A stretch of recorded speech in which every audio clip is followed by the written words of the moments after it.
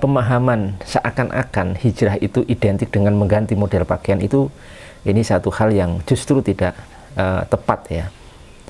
Harus diganti dengan jubah. Jadi pakaian sebelumnya harus diganti ya dengan jubah, dengan misalkan gamis, kemudian yang celana biasanya pantolun misalkan harus diganti dengan celana sirwal yang kombor, yang lebar sekali. Kemudian penutup kepala juga harus diganti dengan tren Arab dan sebagainya.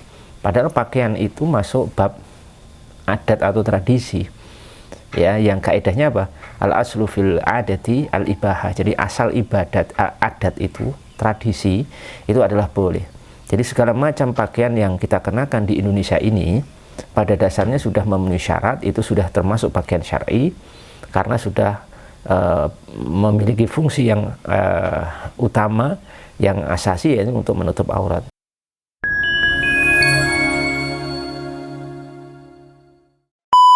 Bismillahirrahmanirrahim. Assalamualaikum warahmatullahi wabarakatuh.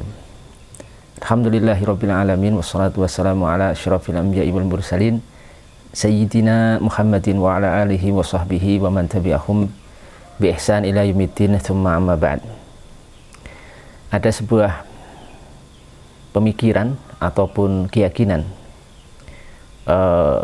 bagi sebagian orang bahwasanya hijrah itu seakan-akan ketika seorang sudah melakukannya itu wajib untuk merubah penampilan, wabil khusus yang berkaitan dengan masalah pakaian.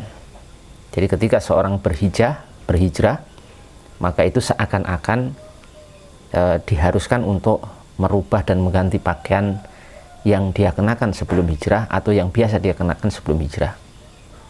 Saya katakan seakan-akan, itu bisa kita nilai dari lisanul maqal, dari ucapan-ucapannya, atau dari lisanul hal. Misalkan dari lisanul maqalnya, dari lisannya, seringkali orang-orang yang seperti ini redaksi-redaksinya itu mengarah kepada apa yang sudah kita simpulkan tadi. Jadi misalkan setelah hijrah kemudian dia mengomentari saudaranya yang belum ganti pakaian, pakaiannya masih pakaian yang sebelumnya, atau mungkin dia menyatakan bahwa pakaian ini, pakaian yang seperti ini adalah pakaian yang sunnah, sedangkan yang pakaian sebelumnya itu seakan dihukumi bukan pakaian sunnah. Atau mungkin dengan juga sikap-sikap ya, dengan lisanul hal, seperti misalkan ketika ada orang yang sudah ngaji lama kemudian memakai pakaian yang dianggapnya belum syar'i atau belum sesuai sunnah, kemudian diberikan nasihat yang keras atau mungkin diberikan satu kata-kata, ucapan yang mungkin ada nada merendahkan dan seterusnya. Jamaah sekalian, kaum muslimin yang dimuliakan Allah Subhanahu wa taala, keyakinan seperti ini adalah keyakinan yang menurut hemat kami tidak tepat. Jadi hijrah itu tidak identik dengan keharusan mengganti pakaian yang sebelumnya.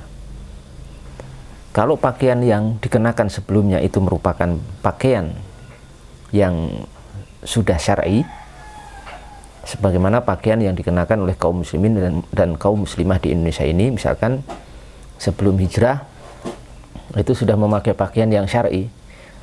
Ya, pakaian syar'i itu bagaimana? Pakaian yang memang sudah memenuhi syarat sebagai pakaian untuk menutup aurat bagi laki-laki ataupun bagi perempuan. Jadi misalkan laki-laki pakai pakaian koko, baju koko, pakai pakaian biasa, hem lengan pendek, hem lengan panjang, pakai kaos, kemudian juga misalkan pakai pantolun, ya celana pantolun, atau pakai sarung, pakai songkok hitam dan seterusnya, itu sudah syar'i karena sudah terpenuhi syaratnya. Kemudian untuk perempuan, seorang muslimah ya sudah mengenakan jilbab sebagaimana yang ma'ruf di Indonesia ini, itu sudah masuk kriteria sebagai pakaian syar'i karena itu sudah menutup aurat. Jadi pemahaman seakan-akan hijrah itu identik dengan mengganti model pakaian itu, ini satu hal yang justru tidak tepat ya. ya, harus diganti dengan jubah. Jadi pakaian sebelumnya harus diganti ya dengan jubah, dengan misalkan gamis, kemudian yang celana biasanya pantolun misalkan harus diganti dengan celana sirwal yang kombor, yang lebar sekali. Kemudian penutup kepala juga harus diganti dengan tren Arab dan sebagainya. Padahal pakaian itu masuk bab adat atau tradisi, ya, yang kaidahnya apa? Al aslu fil adati al ibahah. Jadi asal ibadat adat itu, tradisi itu adalah boleh. Jadi segala macam pakaian yang kita kenakan di Indonesia ini pada dasarnya sudah memenuhi syarat, itu sudah termasuk pakaian syar'i karena sudah memiliki fungsi yang utama, yang asasi, yaitu untuk menutup aurat. Adapun model pakaian itu masalah yang berkaitan dengan masalah tradisi saja atau adat yang mungkin masing-masing negara itu memiliki perbedaan-perbedaan. Di Indonesia ini tentu beda dengan Timur Tengah, beda lagi juga dengan Malaysia atau Brunei atau China atau Thailand, Korea, Afghanistan dan seterusnya, itu memiliki perbedaan-perbedaan. Nah, di sini harus dipahami seperti itu ya, cari cara yang nggak harus ya. Nah, ini kita ingin meluruskan sebagian pemahaman ini yang kita amati dari sebagian kawan-kawan yang hijrah dengan pemahaman seperti itu, maka kita luruskan ya, tidak ada keharusan seperti itu dan tidak ada kesunahan seperti itu. Jadi hukum pakaian itu mubah, bukan sunnah. Model pakaian itu juga mubah, bukan sunnah. Maka Nabi Muhammad SAW dulu ketika sebelum diangkat menjadi Rasul dan setelah diangkat, pakaiannya tidak berubah. Tidak kemudian setelah diangkat jadi Rasul merubah pakaiannya. Pakaiannya tetap sama sebagaimana yang dipakai pakaian orang Arab waktu itu. Pakai jubah, pakai anu biasa. Sama dengan yang dipakai oleh tokoh-tokoh kafir Quraisy juga waktu itu ya. Tidak ada perbedaan setelah ataupun sebelum diangkat menjadi Rasul. Kemudian ada satu poin yang perlu kita garis bawahi di sini, bahwasanya ketika kita ini tinggal di satu daerah, satu negeri, satu tempat yang masyarakatnya itu pakaiannya adalah sudah ada bentuk khusus, model-model khusus, ya, maka sebaiknya kita ini berusaha untuk mengikuti dan mencocoki model pakaian mereka, tidak tampil beda dengan mengenakan pakaian-pakaian dari luar negeri kita atau dari luar daerah kita yang nanti akan menimbulkan tampilan yang berbeda kita di tengah-tengah masyarakat, yang akhirnya mereka masyarakat itu akan melihat kita dengan pandangan yang aneh atau bahkan akhirnya membicarakan kita. Ketika kita hidup di tengah masyarakat yang pakaiannya itu sudah ma'ruf ya di negeri kita ini, ya, pakai baju koko, pakai pakaian hem lengan pendek, lengan panjang, pakai kaos, pakai jas atau celana pantolun atau pakai sarung dan seterusnya, itu kita ikuti saja, tidak usah merubah pakaian kemudian harus seakan-akan pakai jubah, seakan-akan harus pakai gamis, seakan-akan harus pakai imamah atau penutup kepala yang ala Timur Tengah dan seterusnya. Justru ketika kita berpakaian seperti itu yang kita impor dari Timur Tengah ke Indonesia ini, ke tempat kita, yaitu tidak lazim, tidak begitu familiar di tengah masyarakat kita, itu justru kita melakukan sesuatu hal yang terlarang ya, yang sebaiknya harusnya ditinggalkan. Di sini ada sebuah nukilan dari seorang ulama, beliau adalah Al-Imam Abu Laith As-Samarqandi rahimahullahu ta'ala, dalam kitabnya Bustanul Arifin ya, dalam kitabnya Bustan Al-Arifin. Bustanul Arifin di sini yang dicetak bersama kitab beliau juga Tanbihul Ghafilin, halaman 56.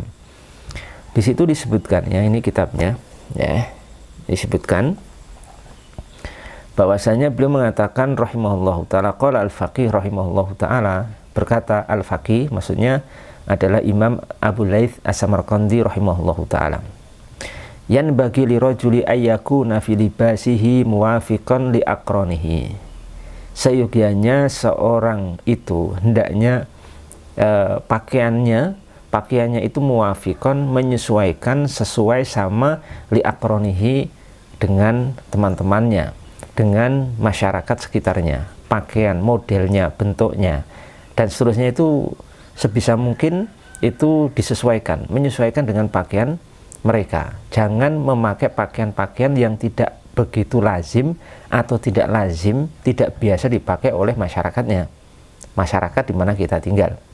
Ya, kata beliau seperti itu. Wala yalbasu libasan murtafi'an jiddan. Jangan memakai pakaian yang terlalu tinggi. Ya, jangan pakai pakaian yang terlalu tinggi. Ya, terlalu tinggi. Pakaian yang terlalu cingkrang begitu. Jadi ini juga fenomena bagaimana sebagian kaum muslimin, ya sebagian teman-teman yang hijrah itu kalau pakaian misalkan celana cingkrang sampai setengah betis lebih, kadang setengah betis sampai kadang di atas itu. Nah, itu malah dilarang. Ya, dengan apa yang beliau sampaikan ini. Makanya para ulama Saudi, bahkan ulama Salafi sendiri di Saudi itu tidak ada pakaiannya yang cingkrang. Rata-rata mereka itu malah isbal di bawah mata kaki atau sejajar dengan mata kaki. Ya, tidak kemudian cingkrang. Karena pakaian yang terlalu tinggi, ya, terlalu tinggi itu nanti akan menimbulkan perbedaan mencolok kita. Ketika kita hidup di tengah masyarakat, tampil di tengah masyarakat, kita akan langsung terbedakan, tidak wajar, tidak lumrah, sehingga terkesan aneh begitu. Nah, ini dilarang di dalam agama kita, agama Islam, ya. Jangan pakai pakaian yang terlalu tinggi, wala radian jidan. Juga jangan pakai pakaian yang terlalu jelek, terlalu rendah, terlalu hina. Ya, sesuai dengan masyarakat kita saja. Jangan kemudian pakai pakaian compang-camping, pakai pakaian yang bolong-bolong, ya, untuk mengesankan oh ini hidupnya zuhud. Itu malah juga tidak diperbolehkan karena akan menyelisihi keumuman masyarakat di mana kita tinggal. Kenapa hal seperti ini dilarang? Kita pakai pakaian, model pakaian yang berbeda dengan masyarakat kita, kemudian juga memakai pakaian yang terlalu tinggi atau terlalu jelek dan lain sebagainya. Kenapa seperti itu? Kata beliau, masih kita lanjutkan, fa innahu law fa'ala dzalika. Ya, karena kalau seandainya seorang itu melakukan hal itu, apa? Ya, irtakaba an-nahya wa auqa'an nasa fil ghibah. Karena dengan demikian dia itu telah melakukan satu perkara yang dilarang dan menempatkan manusia, masyarakat di sekitarnya itu di dalam ghibah, di dalam membicarakan dia, membicarakan keanehan dia. Jadi memposisikan masyarakatnya akhirnya menggibahi dia atau membicarakan hal-hal yang aneh, ya, yang dia lakukan, yang dia pakai, karena tidak lazim dan tidak wajar dikenakan di masyarakatnya atau di negerinya. Ini pernyataan beliau rahimahullahu ta'ala, dan di dalam sebuah hadis disebutkan dalam riwayat dari sahabat Abdullah bin Umar radhiyallahu ta'ala anhu. Hadis ini dicantumkan atau diriwayatkan oleh Imam Abu Dawud As-Sijistani dalam sunan beliau nomor 4229. Di situ disebutkan bahwasanya Nabi kita Muhammad SAW sabda, man labisa thauba syuhratin albasahullahu yaumal qiyamati thauban mithlahu. Dalam riwayat lain disebutkan thauba madillah, thauba madillah. Zada an Abi Awanah thumma tulahibu fi annar. Yang artinya, barang siapa yang memakai pakaian syuhrah, pakaian yang aneh, pakaian yang enggak wajar, enggak biasa, ya, dipakai oleh orang-orang manusia di sekitarnya, maka Allah Subhanahu wa ta'ala akan memakaikan pakaian semisal itu nanti di hari kiamat. Dalam riwayat lain disebutkan pakaian kehinaan nanti di hari kiamat. Kemudian pakaian itu akan dinyalakan, ya, akan dinyalakan api oleh Allah Subhanahu wa ta'ala. Nah, di sini hadisnya adalah hadis yang hasan, hadis yang hasan. Ya, ini ancaman untuk orang-orang yang memakai pakaian berbeda, ya, kurang wajar atau tidak tidak lumrah dipakai di daerahnya. Jadi kita ini dalam kehidupan sehari-hari, maka seharusnya atau sebaiknya kita itu hendaklah memakai pakaian yang biasa dipakai di negeri kita, ya, di masyarakat kita itu bagaimana pakaian kita. Pakai pantolon, ya pakai pantolon, celana pantolon, jangan pakai sirwal yang kombor itu ya, kombor sekali, lebar sekali, sehingga kadang tidak bisa dibedakan antara celana dengan sarung ya, kayak orang pakai sarung. Kita pakai pakaian, pakai baju koko, pakai kaos, pakai hem lengan pendek, lengan panjang, itu yang wajar. Dan itu ketika kita kumpul dengan masyarakat dalam berbagai momen, itu tidak akan menimbulkan pandangan-pandangan aneh dari mereka atau mereka menggunjing kita. Tapi kalau kita pakai rapat RT, pakai pakaian misalkan jubah, pakai imamah dan seterusnya, ya nanti akan jadi gunjingan karena satu masyarakat situ tidak ada yang pakai. Akan dilihat dengan pandangan aneh dan nanti akan dibicarakan seperti itu. Kita tidak mengharamkan orang pakai jubah ya, atau pakai gamis, itu tidak ya. Tapi maksudnya kita ini berusaha untuk kenapa tradisi model pakaian di negeri ini yang tidak salah, tidak haram, kemudian tidak kita lestarikan, justru kita mengimpor tradisi pakaian dari negeri lain yang itu tidak biasa dipakai di negeri ini, yang akhirnya kita menabrak hadis Nabi Shallallahu Alaihi Wasallam yang sudah kita sebutkan tadi ya, redaksinya.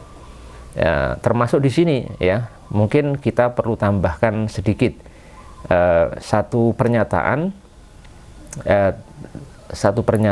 dari seorang ulama ya, seorang ulama, yaitu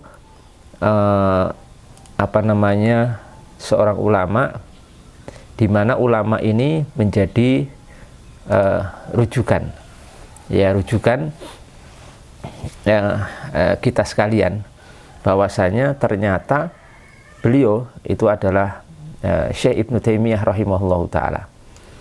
Syekh Ibnu Taimiyah ini kan menjadi rujukan sebagian kawan-kawan ya, bahkan menjadi rujukan primer ya, di mana beliau itu juga menyarankan dalam beberapa kitabnya, dalam Majmu'ul Fatawa, dalam redaksi yang lain itu beliau menyarankan untuk memakai pakaian yang menyesuaikan diri dengan pakaian yang dipakai di negerinya ya, di satu negeri yang dimana orang itu tinggal juga ya. Itu dalam beberapa referensi yang kita dapatkan ya.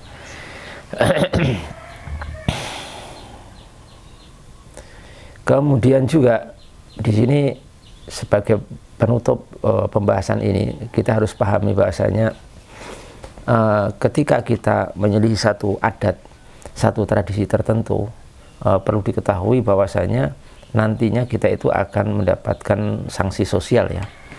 Ketika kita misalkan tiba-tiba ya, makanya ada cerita seorang kawan itu yang sebelumnya itu belum hijrah, belum ngaji lah gitu, kemudian ngaji langsung berubah pakaiannya, pakai jubah besar, pakai sirwal, pakai ini ya, orang tuanya kaget ya, orang tuanya shock, kaget melihat anaknya kayak gitu, karena memang nggak wajar dan nggak lumrah. Nah, akhirnya ini kan berarti dia meninggalkan adat atau tradisi masyarakat setempat yang tradisi itu juga tidak haram sebenarnya, tapi kenapa harus ditinggalkan, kemudian mengimpor model atau tradisi dari negeri lain, walaupun dari negeri lain itu juga tidak haram, tapi kita berbenturan dengan hal ini. Ada ucapan Imam Syafi'i rahimahullahu taala dalam Manaqib Syafi'i, riwayat karya Imam Al-Baihaqi jilid 2 halaman 213. Di situ Imam Syafi'i mengatakan tarkul adati dzambun mustahdatsun. Jadi meninggalkan adat itu merupakan dosa baru. Ya, ketika kita melakukan itu, mengimpor tradisi dari negeri orang, kita terapkan di negeri kita, yang akhirnya kita itu terjebak kepada meninggalkan tradisi kita sendiri. Nah, itu kata Imam Syafi'i, meninggalkan tradisi negeri, meninggalkan tradisi satu negeri yang tidak haram di negeri kita itu merupakan dosa yang baru. Semoga ini menambah wawasan kita bagi kita sekalian yang selama ini mungkin kurang pas, kita paskan. Semoga juga bermanfaat untuk kita semuanya. Jadi kita tegaskan bahwa hijrah itu tidak harus merubah dan mengganti model pakaian. Kita kenakan apa yang sudah biasa kita kenakan, karena itu sudah pakaian yang sah menurut syar'i dan sudah sesuai dengan syariat Islam. Semoga bermanfaat. Assalamualaikum warahmatullahi wabarakatuh.